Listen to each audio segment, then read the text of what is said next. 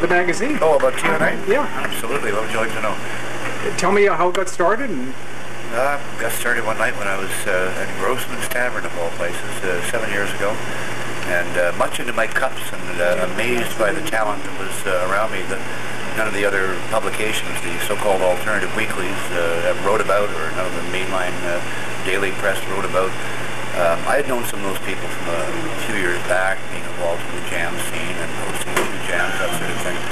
And I'd moved away from the city for a couple of years. I came back and these people were still toiling in obscurity, and I couldn't believe it. You know, one band in all that time, in 5 years, Leslie Spit Trio, had achieved some recognition.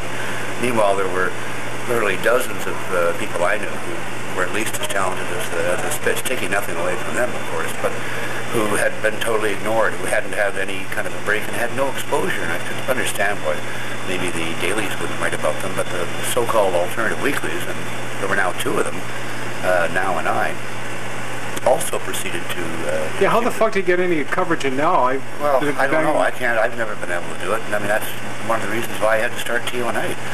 Also, you know, with their advertising rate structure, it's so expensive that really, like any kind of a medium-sized room, just can't afford to advertise there. You have to have a big room, and you have to charge big cover charges, and not pay the bands enough. That's the only way you can afford to pay for your... Why Gary 17? Oh, it's a sort there of were 16. There were 16 guys in front of you. Well, actually, in a way, there were a couple. When I started hosting jams back in the '80s, there were two reasons for Gary 17. One was I was writing for a major metropolitan daily newspaper, and I needed a secret identity for my folk singing and stage work. I didn't necessarily want the bankers and politicians whose lives I was destroying by day to know where to find me at night in a vulnerable situation. That was part of it, and. The other thing was because I was organizing jams, and I brought the first Toronto Spring Rise to Toronto from London, and was organizing that. People were saying, "Oh, are you one of the Garys? Are you one of the Garys?" The Garys were, of course, the big item back in the time in terms of promotion, and I wasn't. And then it was even another Gary Kendall, who was a booking agent and organizer of events and stuff. So I wanted to say, no, I'm not. No, I didn't want to say I'm Gary number 3 or Gary number 4 or whatever, or I'm Gary number 1. I'm not that arrogant. That's how I just thought, well, nice number in the top 20 somewhere. I mean, hey, if every time I released a song, if I were in the business of releasing songs, hit number 17, I'd be a happy man, you know. What's circulation of the magazine? It varies from season to season a little bit, anywhere between 3,000 and 4,000 hard copies per issue, and then the online readership. Right now, it's about 1,200, I think. Lots of it. But I mean, hopefully that online readership is going to go up quite a bit. We were just starting to get, after 6 months, listed with some of the search engines, and we're looking at actually adding a couple of domain names to make it easier to find us on the web for people who are looking for Toronto live music guides and that sort of thing. So that's gradually growing, and as we link to more musician sites and organizations that are in that. Okay. Maybe can you introduce the lovely Miss Diane here? Absolutely. Mrs. Diane Katz, and she, of course, is the one who writes the Naked Net, which is our column about cyber music and all the things that, how cyber space is changing music and all the rest of it. So how did you get hooked up with this guy? I was originally a client of TO Night. About 3 years ago, I had an internet company trying to put musicians on the internet, and I happened to be in a club and saw TO Night magazine, and I thought that's the right place for me to advertise because it was very geared to the music scene and to musicians. And Gary was probably the first. That would be almost 5 years ago now. And she actually put the first. We had our website before the one that we have now. That's right, yeah. That Diane basically put together for us. She was with a company that was just starting.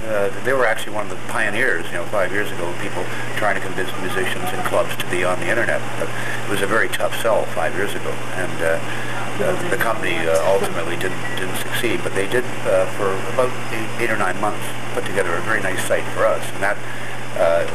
I was actually on the internet before Now and before the Toronto Star, before a lot of people. I was there first. They were the first, but we were actually one of the first publications to be full service on the internet in terms of all the content being there. And then the company that Diane was involved with didn't work out, and we sort of drifted apart, went our separate ways. She got more into the music and other things, and then we reconnected about 2.5, 3 years ago, and she started writing the column again, and that actually led to our current webmaster, NetZone, contacting us and saying, "You guys should be on the internet." Well, guess what? Yeah, we were. We wanted, So I had a lot of people for about 2 years approaching me, but none of the deals were livable, But Chris Williams came along and put together an offer. What's the concept of the naked net from how you say your point of view? I would say there's just so much diverse music around, and now it's accessible. That's the big thing. Because I've always been interested in all kinds of music, and I found I used to have to really, really hunt around to find certain styles, and now I can just go enter something in a search engine and instantly get what I'm looking for. Okay, folks, I just from Gary. All right. Go ahead, folks. This is Jerry 17 from TO Night magazine. And Diane Knight, columnist from Naked Net of TO Night. And you're watching Pepper Scott TV. We're looking back at you. This is the internet. We're totally interactive. This time on TV. Go ahead, folks. Okay.